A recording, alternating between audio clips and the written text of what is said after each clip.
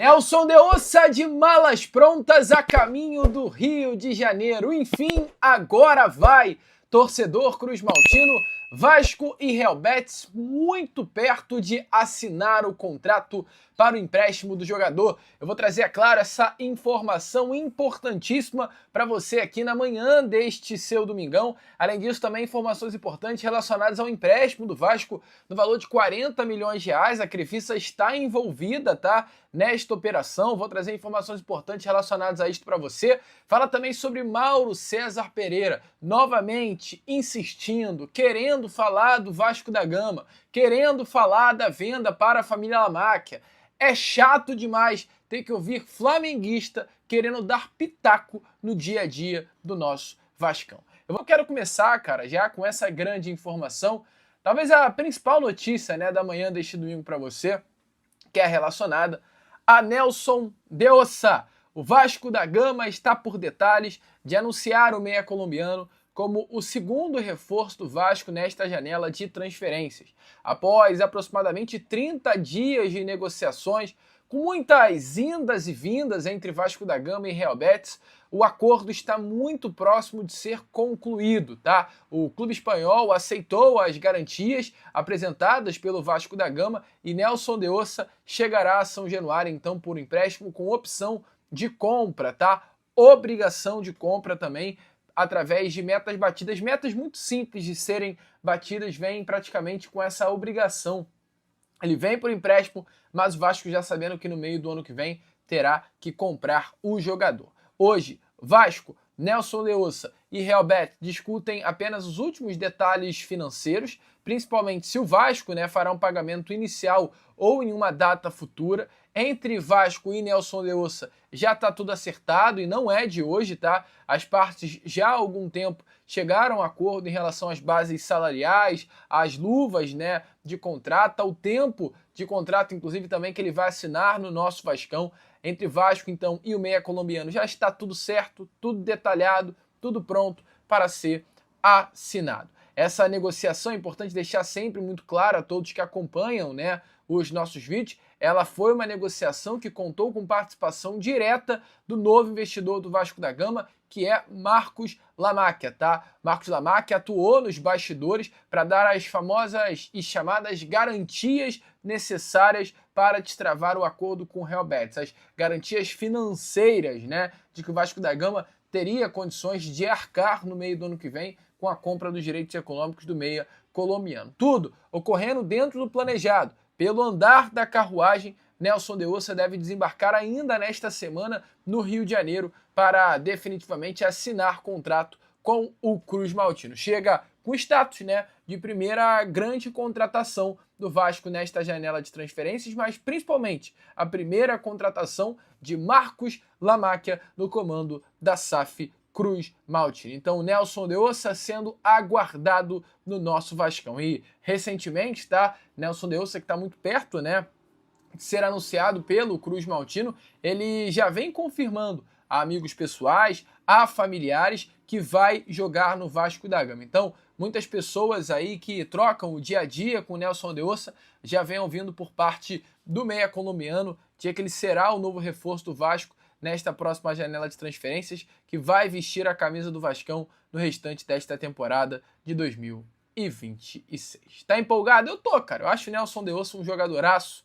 Eu acho que Nelson de Ossa tem muito a ajudar o Vasco no restante desta temporada. O Vasco precisa de bons jogadores. E eu não tenho dúvida que o Nelson de Ossa é um bom jogador. Inclusive, tá? Só para trazer aqui informações dadas pelo amigo Léo Lacerda, lá do canal Na Torcida Vascaína. Então, Léo, sempre chegando junto, sempre tirando onda, o rei dos furos jornalísticos é o nosso grande amigo Léo Lacerda. Bom, vamos continuar, né, com esse nosso Acorda Vascão, porque é claro, tem notícia, tem informação, e já que estamos falando sobre Marcos Lamáquia, tem informações relacionadas ao empréstimo, né? O Vasco da Gama, neste momento, vem buscando junto à Justiça um empréstimo no valor de 40 milhões de reais para continuar com o fluxo de caixa durante esses próximos dias. É importante lembrar que já foi feito um empréstimo por parte desta atual gestão. No final do ano passado, o Vasco pegou um valor de 80 milhões de reais através de um empréstimo feito junto à Crefisa. E a Crefisa, inclusive, no contrato que assinou com o Vasco no final do ano passado, colocou uma cláusula contratual bem clara, que a cláusula dizia o seguinte, tá? A cláusula disse o seguinte: caso o Vasco recebesse uma proposta de novo financiamento, a Crefisa teria o direito de oferecer o dinheiro nas mesmas condições e ficar com a operação. A Crefisa tinha, amigo torcedor Cruz Maltino, o chamado direito de preferência. Dava à Crefisa, por conta do empréstimo realizado no ano passado ao Vasco da Gama, a possibilidade da Crefisa, após, amigo torcedor vascaíno, o Vasco da Gama levar essa situação à empresa, a oportunidade de cobrir uma proposta que o Vasco da Gama recebeu para pegar um empréstimo no mercado. Entretanto, a Crefisa, neste momento, renunciou a esse direito de prioridade. A Crefisa optou por não entrar no jogo, optou por não cobrir a proposta e deixar o Vasco da Gama andar com relação a esse empréstimo e não ser a Crefisa a empresa a emprestar os 40 milhões de reais ao nosso Cruz Maltino. A tendência é que o Vasco da Gama receba esse dinheiro da Almirante Participações e Empreendimentos, empresa de Marcos Lamáquia, tá? As condições desse novo empréstimo é o valor de 40 milhões de reais.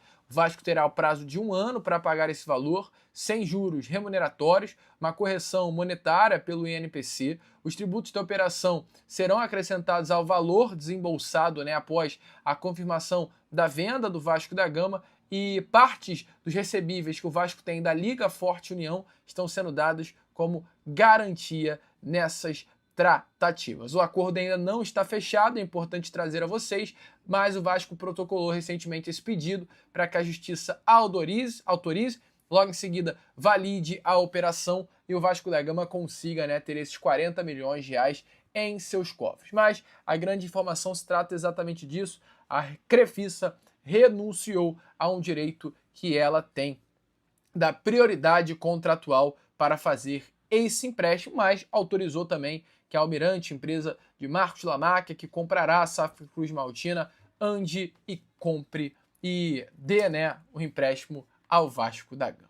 Show? Informações importantes aí então, para trazer a você. E tudo isso, amigo torcedor vascaíno, que vem acontecendo, revolta alguém específico, ou alguns em específico, que são os torcedores do Clube de Regatas do Flamengo.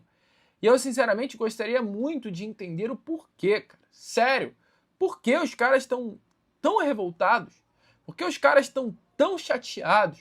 Por que os caras estão querendo tanto atrapalhar o Vasco da Gama nesse processo? Eu trouxe a vocês ontem o BAP, que vinha falando tanto, vinha reclamando tanto, vinha se posicionando tanto, tá numa fria, tá numa lascada.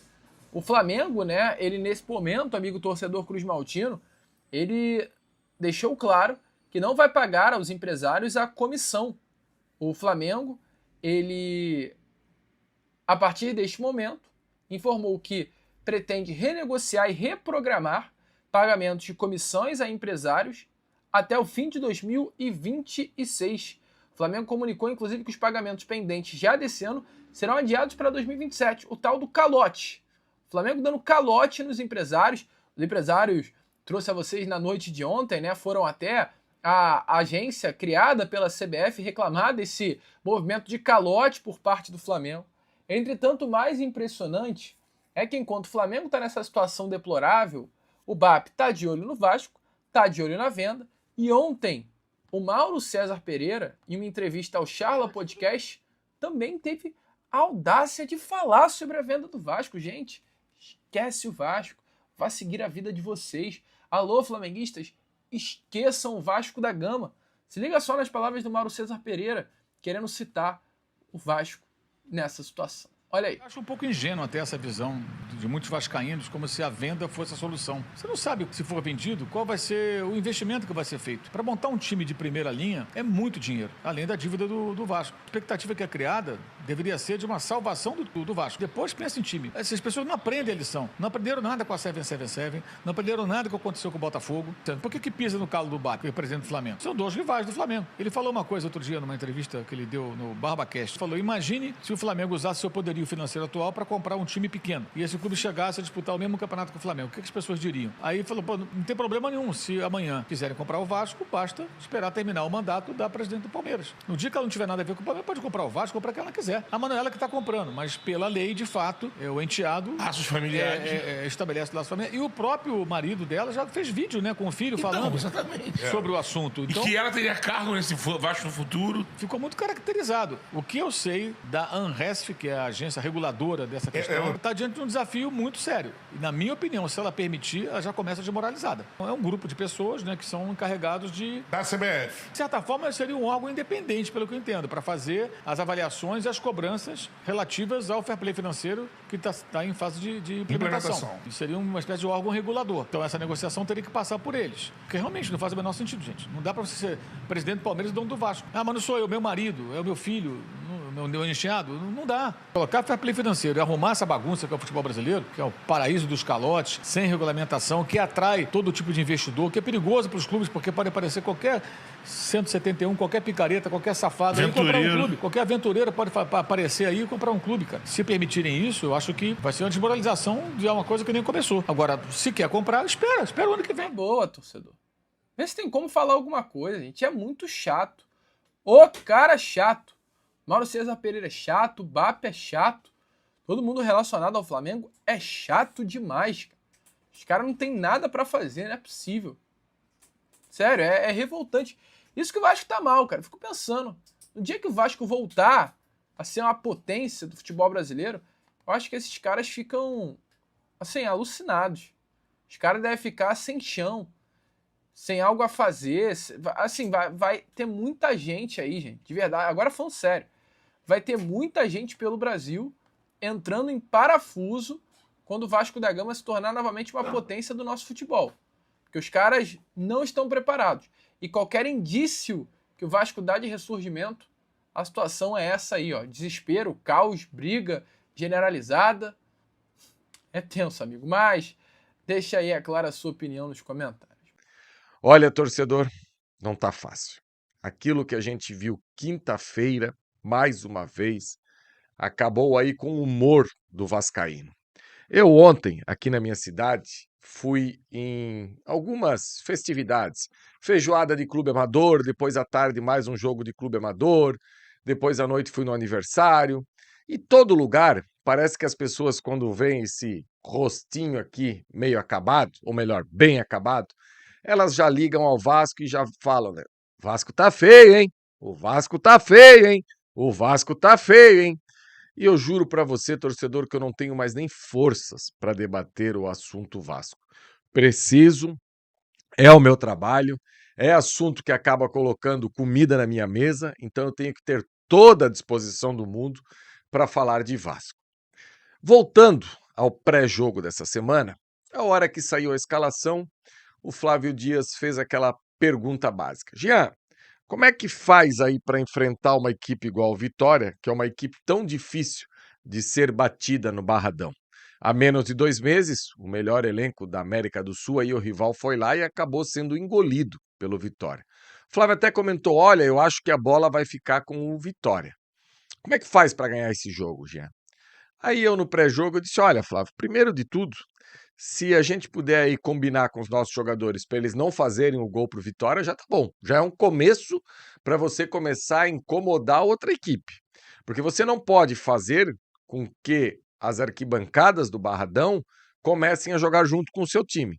Se você começar a empurrar com a barriga esse 0-0 e incomodando aqui, incomodando ali, eu acho que dá sim pro Vasco sair com os 3 pontos.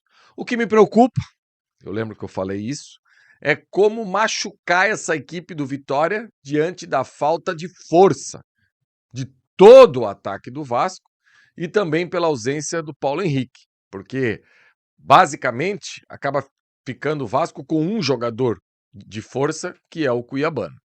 E o roteiro do jogo no primeiro tempo foi um jogo horrível, um jogo em que as duas equipes quebraram a bola E o Vitória também não era nem sombra do Vitória que eu imaginei que iria começar o jogo, partindo para cima do Vasco, sufocando o Vasco. O Léo Jardim acho que fez uma defesa durante o primeiro tempo inteiro, chute de longe, e absolutamente mais nada. E olha que antes da paçocada do Vasco no segundo tempo, o Vitória tentou, em 3, 4 oportunidades, errando a saída de bola, fazer a sua paçocada para que o Vasco pudesse aí chegar ao gol. Só que é o seguinte, torcedor, eu vou cravar aqui 2 coisas para vocês que para mim está muito nítido e claro. E para quem acompanha o meu trabalho aqui no Atenção Vascaíno sabe que eu já falei sobre isso, né? E volto a repetir aqui para você porque talvez alguém não ouviu ainda. Tem alguns jogadores que eles não se encaixam mais na posição que o Vasco acha que ele se encaixa. Quando eu falo Vasco, eu falo de Fernando Diniz, eu falo de Renato Gaúcho, eu falo de Pedro Emanuel, de Bruno Lazzaroni. O primeiro deles é o Nuno Moreira. O Nuno Moreira, ele é um jogador que ele não tem a mínima condição de ocupar a beirada de um campo. Esquece isso. Ele teve um bom início com o Diniz, porque o Diniz tinha um jogo de posse que levava a bola até um setor de campo e ficava naquela grande roda de bobo que o Diniz tem como premissa do seu trabalho. Então, como é que funcionava isso? Eu não vou nem pegar a prancheta porque você vai entender aí do outro lado. O Vasco tem um lateral extremamente técnico que é o Piton, tinha um meia central muito técnico que era o Felipe Coutinho e o Nuno ali à frente. Ou seja, esses 3 jogadores ficavam ali entre si tocando bola. Antes da chegada do Robert e Renan, ainda tinha o Lucas Freitas, que também é um zagueiro técnico. Não é um bom zagueiro, mas é um zagueiro técnico para ter posse. Depois com o Robert e Renan. Então, assim, o Vasco estava cheio de bons jogadores pelo lado esquerdo, tecnicamente, que esse lado não dependia de drible, de sprint, de correria para fazer e acontecer. Só que, infelizmente, o técnico do Vasco, ou felizmente, não é mais o Diniz. O Felipe Coutinho não é mais jogador do Vasco. E o lateral esquerdo do Vasco hoje é o Cuiabano, que é melhor do que o Piton, sem dúvida nenhuma, mas não tem a mesma característica do Piton, da técnica de ficar tocando bola. Então, no começo do jogo, aqueles contra-ataques que o Vasco puxou ali, com o Adson, que é outro jogador que precisa de um jogo apoiado, não tem profundidade nenhuma, não tem velocidade nenhuma, não tem corpo para disputar essa bola e para ganhar. Aí você tem o Nuno de um lado que não tem isso. Você tem o Adson do outro lado que não tem isso. Você tem um centroavante igual o Spinelli. Desculpa, torcedor. Desculpa eu dar essa notícia aqui para você. O Spinelli é um jogador para 15 minutos. Sabe o final, o abafa? Joga a bola para dentro da área, seja o que Deus quiser. Que, assim, você pode me criticar, você pode não concordar comigo, e eu respeito demais você, torcedor. Eu acho que tá até ficando sem clima já pro Brenner jogar no Vasco. Isso é um fato, né? O Brenner quase que se enquadra na mesma modalidade do Saldívia. Por eu ter muitas dúvidas quanto à qualidade do Cuesta, eu joguei muitas minhas fichas no Saldívia. E acabei errando. E por eu não ter expectativa nenhuma no futebol do Spinelli, assim que chega o Brenner, eu também acho que joguei muitas fichas em cima do Brenner. Mas eu não tenho dúvida nenhuma, mas zero dúvida, que o Brenner é mais jogador que o Spinelli. E também acho que nenhum dos dois servem para jogar no Vasco. Agora, nesse momento. A gente precisa de outra coisa. Se a gente conseguir aí 2, 3 atacantes bons e daqui a pouco esses 2 serem inseridos no contexto, ok. Agora hoje, para o momento que a gente vive, tá muito difícil. E eu não aguento mais assistir jogo do Vasco e ter essa falta de ímpeto, de machucar o adversário do 1 contra 1. Hoje a gente tem o Andrés Gomes, que titular absoluto. A gente tem o Marino, que não consegue desempenhar. Aliás, falar depois é fácil, né? Mas quem não queria o Marino? Se você fizer uma busca no Google aí, jogador sondado não, fechado com o Boca Júnior, sondado por São Paulo, sondado por Internacional de Porto Alegre e no Vasco cai por cima da bola. E agora já está aí com o terceiro treinador e não anda, não consegue jogar. Então, o Vasco precisa mais do que nunca ir no mercado e buscar esses jogadores mais incisivos. Na última sexta-feira, eu assisti de uma forma tranquila, fazendo anotações e entendendo, mais uma vez, o meu perfil de time que se chama Red Bull Bragantino. Ai, meu Deus do céu, me dá uma inveja disso, sabe? De você ver jogadores com força, com saúde, competindo do primeiro ao último minuto. E se não vai o jogador expulso, fica em desvantagem contra o Fluminense, tinha ganho do Fluminense no Maracanã. E mesmo assim é o quarto colocado do Campeonato Brasileiro. E se você pegar o time do Red Bull Bragantino e colocar num grande shopping no Rio de Janeiro para dar uma volta, 2, 3 jogadores vão fazer registro com o torcedor. Ninguém sabe quem é quem, mas entregam aquilo que a gente necessita. Em contrapartida, esse Vasco não entrega nada, sabe? A impressão que eu tinha na última quarta-feira é que o Vasco poderia estar jogando aí, na última quarta não, perdão, na última quinta, é que o Vasco poderia estar jogando aí, assim, 3 dias e não ia fazer gol. Aí, acabou o jogo, eu fui dar uma olhada aí na tabela do Campeonato Brasileiro, né? O último gol do Vasco foi contra o Internacional de Porto Alegre, um gol que não valia nada. Absolutamente nada, porque o jogo já estava, né, 4-0 para a equipe do Internacional. Então a gente para pensar aqui. Foi aquele gol lá. Depois a gente enfrentou o Red Bull Bragantino em casa, foi atropelado sem dó e piedade. Aí a gente pegou um catado do Atlético Mineiro, também não fez gol. Agora a gente pegou esse Vitória murcho aí, também não fez gol. Será que as pessoas que cuidam do futebol do Vasco não conseguem ter o discernimento e ter assim, gente, isso é inegociável buscar esse tipo de jogador. Como vai fazer, a maneira que vai fazer, o tipo que vai fazer, eu não sei. Mas é inegociável. E é jogador que tem que desembarcar essa semana no Rio de Janeiro e está jogando sábado contra o Mirassol titular em São Januário, porque não vão fazer pior do que Nuno está fazendo, do que Spinelli está fazendo, do que Atos está fazendo. Não existe essa hipótese. Não existe. Não existe essa hipótese. Talvez esses jogadores, daqui a pouco, eles possam performar. Hoje, ninguém aguenta mais. Por isso esse título, que ninguém aguenta mais. Eu, pelo menos, não aguento. E para encerrar esse Acorda de hoje, o Rojas é outro. O Rojas não é meia, gente. O Rojas é um extrema. Se querem fazer algo de bom para esse rapaz, colocam ele pelo lado esquerdo, para ele vir para dentro, como eram os vídeos dele quando ele jogava no futebol mexicano. Até isso acho que o Vasco está errando. O Vasco está tentando fazer do Nuno um ponta que não é um ponta.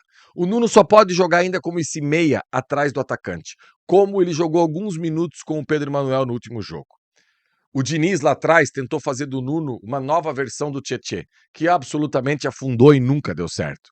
Acreditando muito nessa técnica dele, mas sem muita pouca intensidade para fazer aquilo que o Tietê fazia em outras épocas. O Rojas de meia central também me parece que não vai rolar, tem que ser alguém que joga pela beirada. Então, torcedor, esse é o meu desabafo de hoje por aqui. É que ninguém aguenta mais esses caras com a camisa do Vasco desempenhando o que estão desempenhando. Talvez lá na frente possam dar a volta por cima. Hoje, eu não aguento mais e espero que a direção do Vasco também entenda o senso de urgência e possa resolver isso essa semana. Alô, amigo vascaíno. Não esqueça, por favor, de se inscrever, deixar o seu like e fazer o seu comentário, pois é muito importante para o crescimento do canal. Até o próximo vídeo com mais notícias do nosso Vascão. Um abraço.